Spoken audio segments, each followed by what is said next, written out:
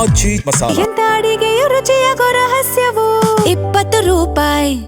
Sir, ಇನ್ನೊಂದು ಈಗ ತಮಿಳುನಾಡು ಮುಖ್ಯಮಂತ್ರಿ ಅವರು ರಾಜ್ಯಕ್ಕೆ ಆಗಮಿಸ್ತಾ ಇದ್ದಾರೆ. ಸೌಹಾರ್ದಯುತ ಭೇಟಿ ಮಾತುಕತೆ ಮೂಲಕ ಬಗೆಹರಿಸಿಕೊಳ್ಬೇಕು ಅಂತ ಹೇಳಿ ಈ ರೀತಿಯ ಒಂದು ಕ್ರೈಸಿಸ್ ಈಗ ಅಂದರೆ ಈ ಹಿಂದೆ 4-5 ದಿನಗಳ ಹಿಂದಿದ್ದಂಥ ಪರಿಸ್ಥಿತಿ ಬೇರೆ, ಈಗಿರುವಂಥ ಪರಿಸ್ಥಿತಿ ಬೇರೆ. ಒಂದು ಕಡೆಗೆ CWRC ತೀರ್ಪು ಆಗಿರ್ತಕ್ಕಂಥದ್ದು, ಇದ್ರ ಮೇಲೆ ಇವತ್ತು CWMAದು ಇವತ್ತು ಕಮಿಟಿ ಮೀಟಿಂಗ್ ಇರ್ತಕ್ಕಂಥ CWMAದು ಅಲ್ಲೂ ಕೂಡ ಏನಾದರೂ ನೀರು ಬಿಡಲೇಬೇಕು ಅಂತಂದ್ರೆ ಅದು ಅತಿರೇಕಕ್ಕೂ ಮತ್ತು ತಾರಕಕ್ಕೂ ಹೋಗುತ್ತೆ. ಸೊ ಇಂಥ ಸಂದರ್ಭದಲ್ಲಿ ಎರಡು ರಾಜ್ಯಗಳ ಮಧ್ಯೆ ಒಂದು ಮಾತುಕತೆ ಇದು ಎಷ್ಟು ಮಟ್ಟಿಗೆ ಫಲಪ್ರದ ಆಗುತ್ತೆ ಅಂತ ನೋಡಿ. ಅವರು ಏನೋ ತಮಿಳುನಾಡು ಮುಖ್ಯಮಂತ್ರಿಗಳು ಹಿಂದಿನವ್ರು ನೋಡಿದ್ರೆ ಇವರು ಸೌಹಾರ್ದಯುತ ಭೇಟಿಗಾದ್ರೂ ಒಂದು ಮನಸ್ಸು ಮಾಡಿದ್ದಾರೆ. ಹಿಂದೆ DMK AIADMK ಇದ್ದಾಗ ಬರೀ ಉದ್ದಟತನ ಉತ್ತರ ಕೊಟ್ಕೊಂಡು ಯಾವುದೇ ನಮ್ಮ ಮುಖ್ಯಮಂತ್ರಿಗಳು ಅವರಿಗೆ ಭೇಟಿಯಾಗಲಿಕ್ಕೂ ಸಹ ಅದು ಅವಕಾಶ ಕೊಟ್ಟಿರಲಿಲ್ಲ.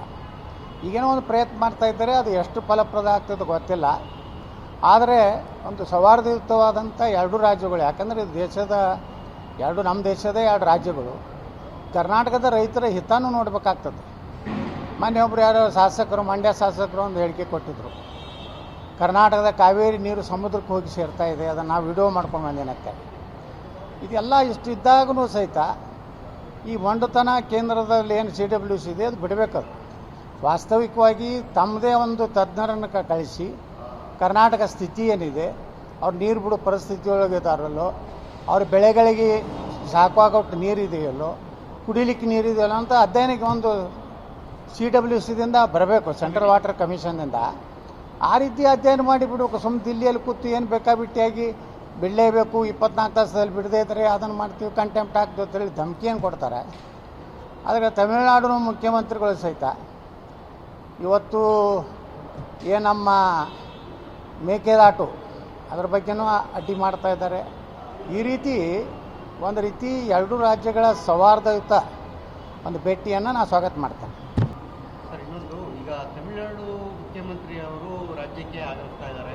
ಸೌಹಾರ್ದಯುತ ಭೇಟಿ ಮಾತುಕತೆ ಮೂಲಕ ಬಗೆಹರಿಸಿಕೊಳ್ಬೇಕು ಅಂತ ಹೇಳಿ ಈ ರೀತಿಯ ಒಂದು ಕ್ರೈಸಿಸ್ ಈಗ ಅಂದರೆ ಈ ಹಿಂದೆ 4-5 ದಿನಗಳ ಹಿಂದಿದ್ದಂಥ ಪರಿಸ್ಥಿತಿ ಬೇರೆ, ಈಗಿರುವಂಥ ಪರಿಸ್ಥಿತಿ ಬೇರೆ.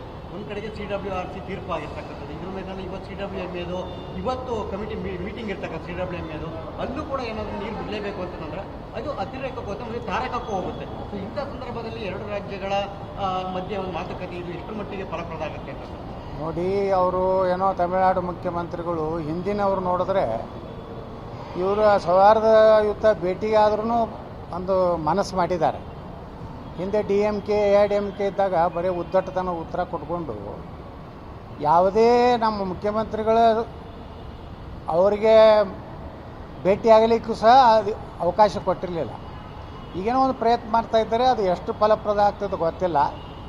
ಆದರೆ ಒಂದು ಸೌಹಾರ್ದಯುತವಾದಂಥ ಎರಡು ರಾಜ್ಯಗಳು, ಯಾಕಂದರೆ ಇದು ನಮ್ಮ ದೇಶದ ಎರಡು ರಾಜ್ಯಗಳು, ಕರ್ನಾಟಕದ ರೈತರ ಹಿತನೂ ನೋಡಬೇಕಾಗ್ತದೆ. ಮೊನ್ನೆ ಒಬ್ಬರು ಯಾರೋ ಶಾಸಕರು, ಮಂಡ್ಯ ಶಾಸಕರು ಒಂದು ಹೇಳಿಕೆ ಕೊಟ್ಟಿದ್ದರು, ಕರ್ನಾಟಕದ ಕಾವೇರಿ ನೀರು ಸಮುದ್ರಕ್ಕೆ ಹೋಗಿ ಸೇರ್ತಾ ಇದೆ, ಅದನ್ನು ನಾವು ವಿಡಿಯೋ ಮಾಡ್ಕೊಂಡು ಬಂದೇನಕ್ಕೆ. ಇದೆಲ್ಲ ಇಷ್ಟು ಇದ್ದಾಗೂ ಸಹಿತ ಈ ಮೊಂಡುತನ ಕೇಂದ್ರದಲ್ಲಿ ಏನು CWC ಇದೆ ಅದು ಬಿಡಬೇಕದು.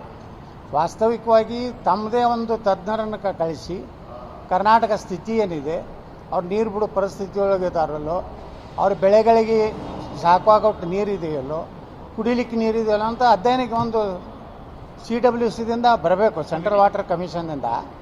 ಆ ರೀತಿ ಅಧ್ಯಯನ ಮಾಡಿಬಿಡ್ಬೇಕು. ಸುಮ್ಮನೆ ದಿಲ್ಲಿಯಲ್ಲಿ ಕೂತು ಏನು ಬೇಕಾಬಿಟ್ಟಿಯಾಗಿ ಬಿಡಲೇಬೇಕು, 24 ತಾಸದಲ್ಲಿ ಬಿಡದೇ ಇದ್ದರೆ ಅದನ್ನು ಮಾಡ್ತೀವಿ, ಕಂಟೆಂಪ್ಟ್ ಆಗ್ತೀವಿ ಅಂತೇಳಿ ಧಮಕಿಯನ್ನು ಕೊಡ್ತಾರೆ. ಆದರೆ ತಮಿಳುನಾಡು ಮುಖ್ಯಮಂತ್ರಿಗಳು ಸಹಿತ ಇವತ್ತು ನಮ್ಮ ಮೇಕೆದಾಟು ಅದ್ರ ಬಗ್ಗೆನೂ ಅಡ್ಡಿ ಮಾಡ್ತಾ ಇದ್ದಾರೆ. ಈ ರೀತಿ ಒಂದು ರೀತಿ ಎರಡು ರಾಜ್ಯಗಳ ಸೌಹಾರ್ದಯುತ ಒಂದು ಭೇಟಿಯನ್ನು ನಾನು ಸ್ವಾಗತ ಮಾಡ್ತೇನೆ.